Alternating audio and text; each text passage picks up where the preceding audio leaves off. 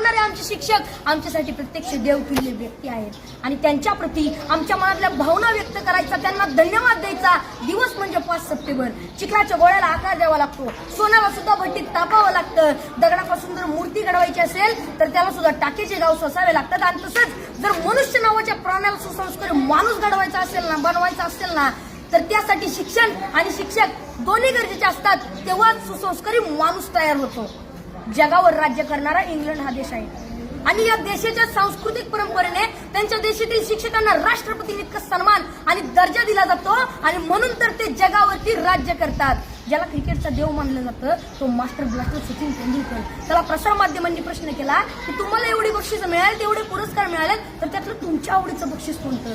तेव्हा सचिन तेंडुलकरने सुंदर उत्तर दिलं. ते म्हणाले, मला एवढी बक्षीस मिळाली, मला एवढे पुरस्कार मिळाले, अहो एवढेच काय, मला सर्वोच्च पुरस्कार भारत रत्न मिळालाय, पण त्यातलं माझ्या आवडीचं बक्षीस कोणतं असेल ना, तर ते म्हणजे मला माझ्या आचरेकर सरांनी दिलेली शाबासकीची थाप. ते जेव्हा म्हणतात ना शाबास सचिन, तेव्हा त्यांची ही शाबासकी मला भारत रत्नापेक्षा सुद्धा मोठी आहे. जी माणसं आपल्या जीवनात मोठी झाली त्यांनी आपल्या आयुष्यातील मोठेपणाचं यशच श्रेय आपल्या शिक्षकांना दिलंय. जगामध्ये एक सर्वात जास्त वाचलं जाणारं आणि सर्वात जास्त विक्री होणारं एक पुस्तक आहे आणि त्या पुस्तकाचं नाव आहे 7 Habits to Highly Effective People. यशस्वी लोकांच्या 7 सवयी. आणि हे पुस्तक लिहित असताना ते लेखकाने जवळजवळ 3000 पेक्षा जास्त यशस्वी आणि सर्व क्षेत्रातील लोकांच्या मुलाखती घेतल्या होत्या. तर त्यामध्ये जवळजवळ प्रत्येक यशस्वी लोकांनी आपल्या यशाचं श्रेय आपल्या शिक्षकांना दिलंय.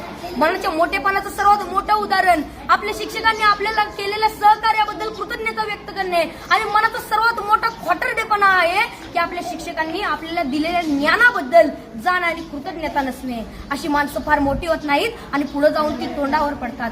असंच एका मनाच्या मोठेपणाचा एक मोठा प्रसंग या ठिकाणी मला सांगावा असं वाटतो.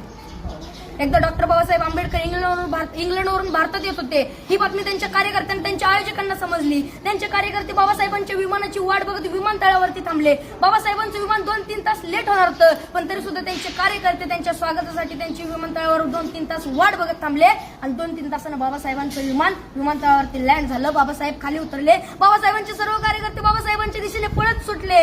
ढोल ताशे वाजू लागले. बाबासाहेबांच्या घोषणांनी आकाश दुमदुमून गेलं. बाबासाहेब आप आगे बढ़ो, हम तुम्हारे साथ है, बाबासाहेबांचा विजय असो, अशा घोषणा देत होते. कोण बाबासाहेबांच्या पायात पडत होतं तर कोण त्यांना हार घालत होतं. बाबासाहेबांची नजर समोर गेली तर समोर बसलेला एक म्हातारा माणूस मात्र बाबासाहेबांचा हा कौतुक सोहळा अतिशय प्रेमाने पाहत होता.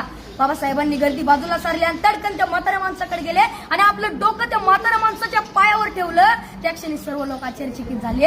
एवढे मोठे प्रखंड पंडित डॉक्टर बाबासाहेब आंबेडकर या म्हाताऱ्या माणसाच्या पाया का पडतायत. त्या क्षणी बाबासाहेब म्हणाले, हे